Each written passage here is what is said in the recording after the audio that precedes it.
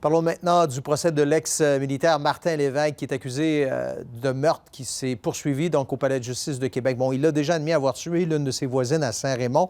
Et là, Camille, il y a un moment crucial aujourd'hui parce qu'on a terminé, le jury a terminé d'écouter l'interrogatoire de police dès après son arrestation. Un interrogatoire de 6 heures, Bruno, qui est présenté en intégralité aux membres du jury et au cours duquel Martin Lévesque est très peu bavard. Il marmonne beaucoup. On ne comprend pas toujours très bien ce qu'il dit. Et hier, bon, on a entendu Martin Lévesque parler un peu de son passé de militaire. Il a été 20 ans dans l'armée, est allé 2 fois en Afghanistan. On a appris qu'il était traité pour un syndrome de stress post-traumatique. Et on a aussi appris qu'au moment des événements, il était assez stressé, voire même paranoïaque, qu'il aurait été victime de tentatives de vol. On a aussi su qu'il avait plusieurs armes chez lui. Et aujourd'hui, ce qu'on a entendu, c'est l'enquêteur est un peu plus insistant envers Martin Lévesque, tenter de le faire parler. Pourquoi est-ce qu'il a tiré 6 balles en direction de sa voisine, Patricia Sirois, alors qu'il circulait en voiture dans la rue chez elle avec ses 2 enfants à bord du véhicule? Est-ce que c'était donc la détresse psychologique? Est-ce que c'était un mélange, un cocktail de médicaments et d'alcool? Est-ce qu'il a été laissé tomber par le système? Il y a plusieurs hypothèses qui ont été évoquées par l'enquêteur. Il a aussi essayé de démouvoir un peu Martin Lévesque, l'enquêteur, en lui parlant du père des enfants, un autre militaire qui était en mission en Lettonie au moment des événements.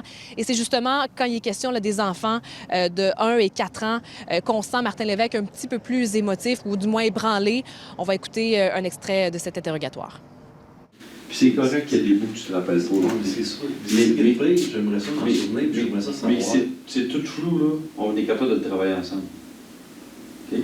Mais moi, là, j'aimerais ça que tu m'expliques ça pour que je puisse aller expliquer au petit bonhomme de 1 an puis à la petite de 4 ans qui a vu sa mère se faire tirer. On a vu au bas de l'écran, c'est toujours indiqué, l'accusé invoque un blackout et dit qu'il ne se souvient pas de ces événements-là. Oui, tout à fait. Il a dû répéter plusieurs fois, des dizaines de fois, que c'était flou, qu'il ne se rappelait de rien. À un certain moment, l'enquêteur lui demande « Est-ce que tu ne veux pas répondre ou est-ce que tu ne te souviens de rien? » Martin Lévesque dit « Je ne me souviens de rien. » Et effectivement, il évoque un blackout et il dit qu'il a déjà vécu ce type de blackout en Afghanistan. On peut encore entendre en nouveau un extrait de cet interrogatoire.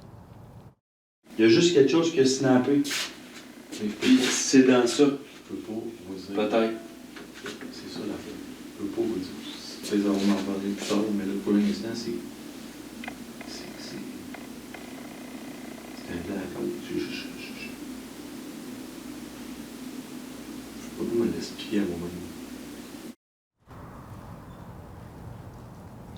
Au cours des prochains jours, Bruno, on devrait entendre des témoins experts. La couronne devrait terminer de présenter sa preuve jeudi et ça va recommencer donc la semaine prochaine avec les avocats de la défense qui devraient eux aussi faire entendre des témoins experts et vont présenter un plaidoyer de non-responsabilité criminelle. Merci Camille.